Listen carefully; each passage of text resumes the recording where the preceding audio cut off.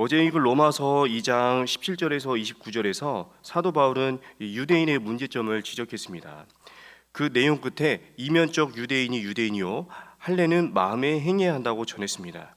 그런 자가 하나님과의 관계를 유지하는 자요 칭찬받는 자라고 전했습니다. 오늘 본문은 질문으로 시작합니다. 1절에서 8절까지 4번에 걸친 질문과 답이 있습니다.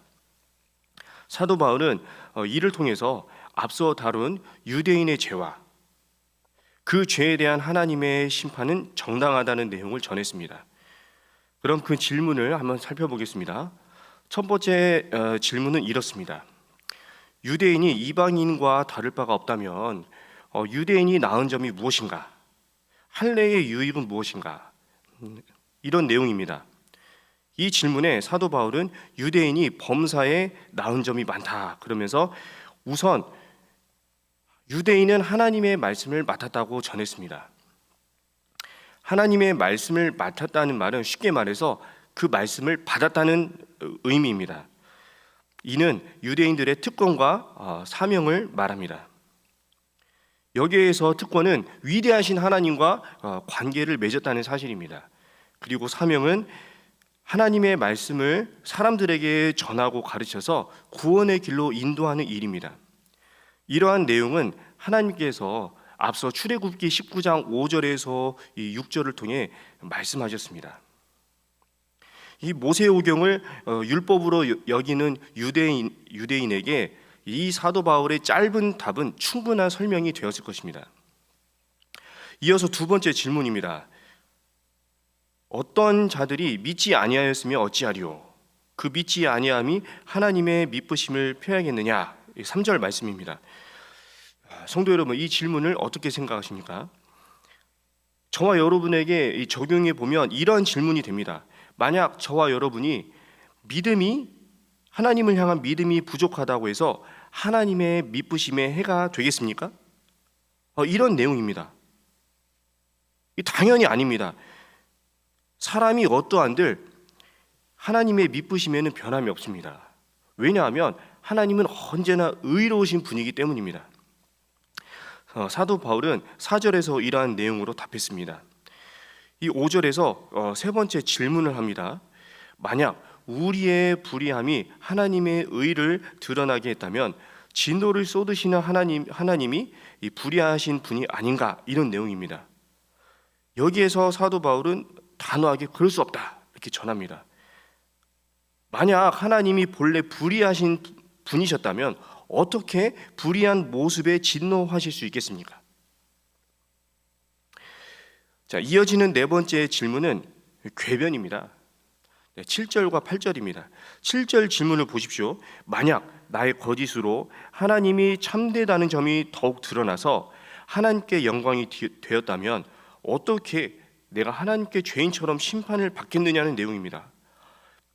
8절에서는 질문이 이어집니다. 그러면 선을 이루기 위해서 악을 행하자 하지 않겠느냐, 이런 내용입니다. 다시 말해서 악을 행하여 하나님의 선하심이 드러난다면 그 선함을 드러나기 위해 악을 행하자, 이런 말을 하지 않겠느냐는 말입니다. 어떻습니까?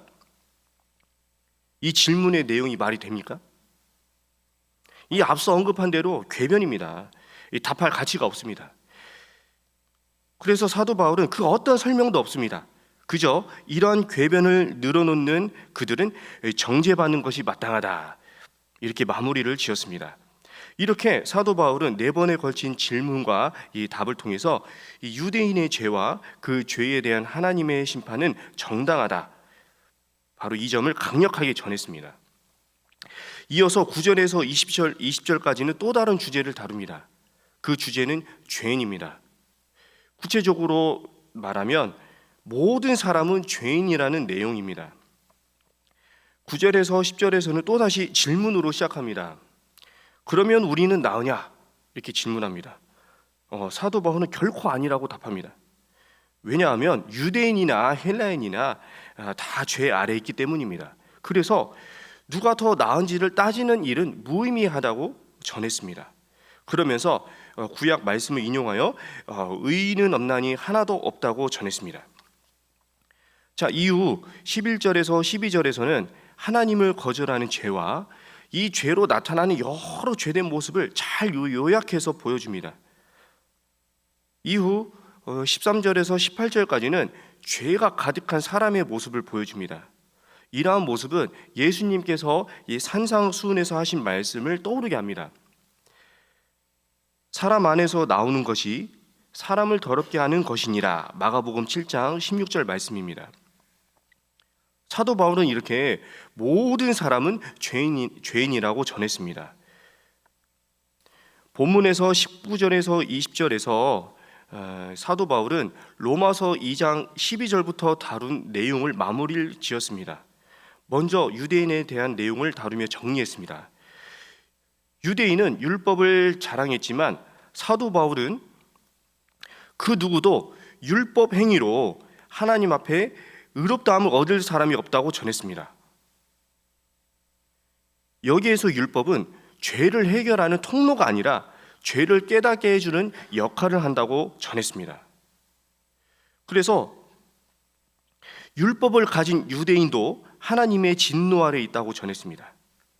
그 다음으로 이 사도 바울은 하나님의 심판은 정당하다고 설명했습니다.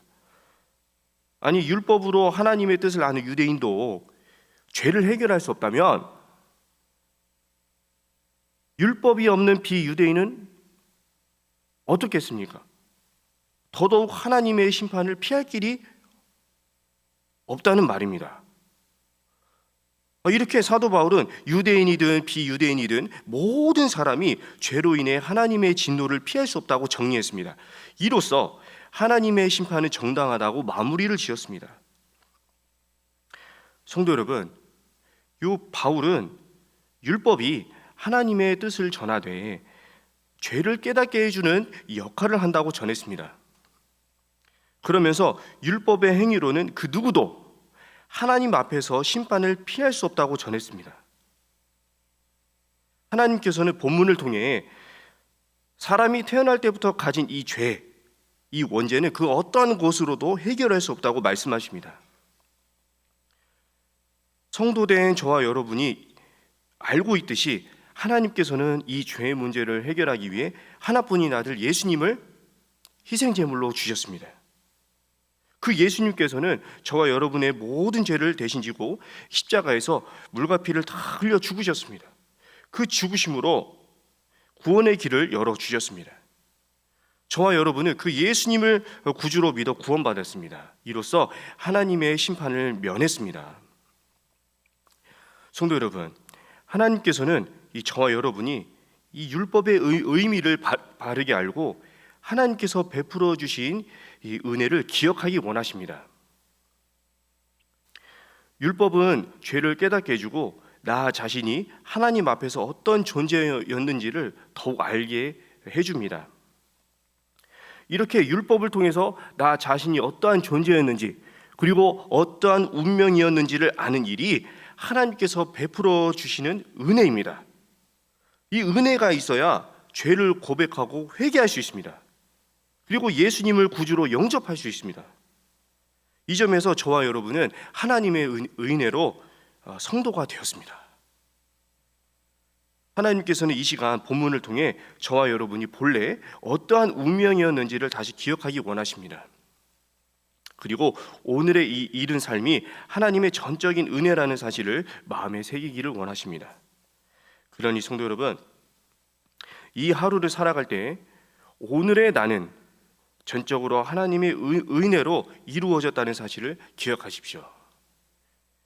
그리하여 찬송가 305장과 같이 나 같은 죄인 살리신 그 은혜 놀라워 고백하며 하나님께 감사와 영광을 돌리십시오. 이 하루를 주신 말씀대로 살아서 하나님의 은혜와 사랑을 더 풍성히 받아 누리는 복된 삶이 되기를 주님의 이름으로 축원합니다.